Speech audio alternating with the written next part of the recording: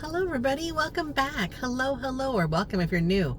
My name is Carrie, and we're here at, where are we at? Our page is called Dragonfly Caregiving Chronicles. Oh my gosh, and we're going to share some notes with you guys today. I want to talk to you about something every caregiver struggles with, taking breaks. And now that mom's on some really heavy dose of medicine, breaks are, I guess, very far and between, few in between or something. Breaks are different. I'm not sure about your medicine, your loved one's medicine, but there's a lot of things to watch out for when they take even new medicine. When you introduce a new medicine, like we had to take the blood pressure a lot. And now my mom was, when I first came here, she was extremely high blood pressure, and she was on 2 medicines at the time. And then she had her eyes done, and it was still high, like 180s, 190s high over, I don't forget the bottom number, but it was, the top number was always over 180, never under. And then when I introduced a new diet when I first came here, of course, and it took a couple months, but by month 2, by July, it was solid, always 120 or just a little bit lower, which was good, the top number. And the bottom number was like in the 80s, 70s, sometimes 80s. Very good. So all of July, all of August, a very healthy blood pressure reading every day and multiple times a day, which is cool. Now we have a new medication that she's taking, and it does relieve the pain, but now her blood pressure is below 90. The top number is below 90. It's in the 80s, and it's scary. So now she's got the lower blood pressure part. I'm like, oh my God. And this new medicine we introduced her to today is to slow down the kidney thing. I know I'm telling you a little bit more than probably what I should, but it's known to lower the blood pressure. So I'm like really hesitant on her taking it, but you're right, you gotta talk to the doctor. But then really it's about the body. So she's on the lower dosage of the new medication she took today. The pain thing starts with a G. She's on 300 milligrams. Maybe that can be reduced. Of course, it's Friday. I'm like, oh my God. Anyway, I want to talk to you about taking breaks, not about the medicine. But I mean, the medicine comes into play, right? Their eating habits, them getting sick, their potty, their whatever. It all can interfere with our breaks. So I know it's a struggle. So I'm not talking about vacations or a long vacation or even overnight vacation. I'm not even a whole day off. I'm talking about the little moments that keep us sane and how to do it without guilt. Okay. Every morning I wake up, I take care of my animals. My mom's asleep. I do check on her, make sure she's okay. I don't wake her up. I just make sure that she's breathing, the color's okay, and most times she's asleep, which is great. So I let her sleep. I don't keep her, I let her sleep. But I take care of the animals, and then I grab myself a cup of coffee. When I grab myself a cup of coffee, most times I'm able to enjoy it. Not everybody can do that. So my hats are off to you if you're not, I don't know, my hats are off to you if you're a caregiver. If you found a break, like taking coffee, a whole glass, or a cup, or whatever your beverage in the morning is, if you're able to do it, my hats are off to you. Anyway, as caregivers, we're on call all the time. It feels like our loved one's comfort comes first, and ours comes, somewhere down the list. Sometimes we feel selfish. We want maybe an hour of, maybe there's a show on, you want to watch it. Not always can you do that, right? But I maybe there's like the coffee break, just one cup. If a hot cup of coffee. I don't get that very often, to be honest. And it's not my mom's fault. It's nobody's fault. It's just what it is, right? So I don't want to put blame on anybody. My mom blames herself for I don't know how many things, and it's nobody's fault. It's just what it is. But here's the truth. If you don't get those little breaks, resentment will build. Let's see here. And then caregiving, the task just being there, it gets heavier and heavier. I have felt it in my life, and I've only been here since May, and maybe you have too. Look at my notes right below me, so if I'm looking away a little bit, it's because I'm looking at my notes, and I'm in a parking lot picking up lunch. I told my mom I was going to go out this morning to go look at couches. She wants a new couch, and she's really adamant on a new couch. I'm not so adamant because we have a dog and a cat, and they're older, and I thought maybe we'd wait until they were gone, but it is uncomfortable. My elbows hurt. My ass hurts. Excuse my language. My buttocks hurts.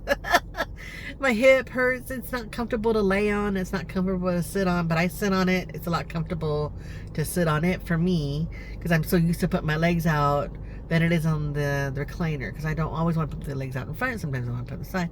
I just want to move.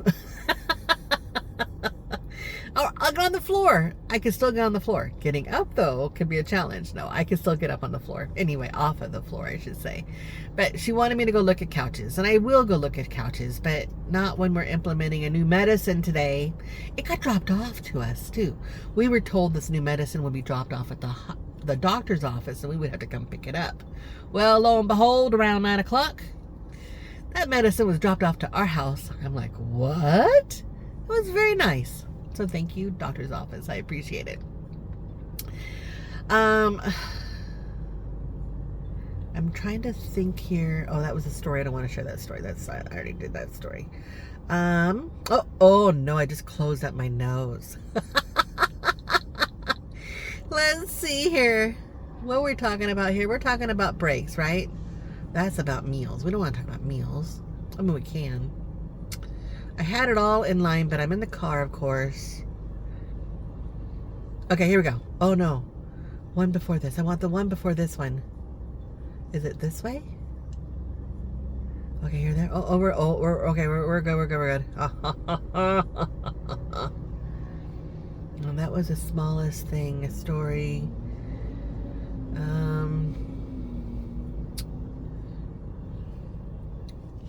Okay. Here we go. I got back on my notes. It's on the bottom part of my notes. Another truth is scheduling downtime isn't easy, as you may know.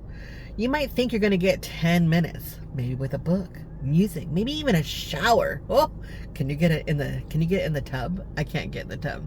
I can, but I don't have the time to do that. But then maybe your loved one might change their mind from what they were doing. Maybe they took a new medicine. Maybe they're tired. Maybe they have to go potty now. Maybe something dropped.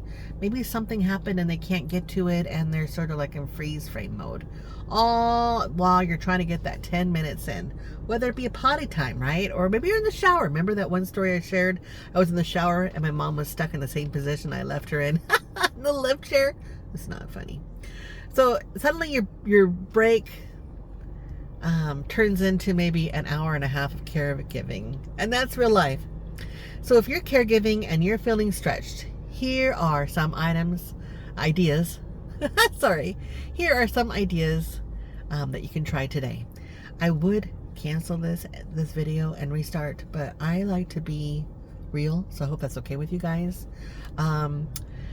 Here are 3 ideas. The first one is pick a show or an activity that's yours, not theirs, because I know you get sucked into watching their TV. You're listening to their radio. You're doing everything they want to do. We can't do that. You need to find something you enjoy as well, and you need to do that. I can't emphasize that enough. We don't want to get lost in their world, because when they're gone, we're going to be even doubly lost, and we don't want to be that, okay? So pick a show, an activity that's yours, even once a week, and try to stick with it. Number 2, create a small ritual. Maybe make tea, maybe bake a cake or cupcakes or cookies.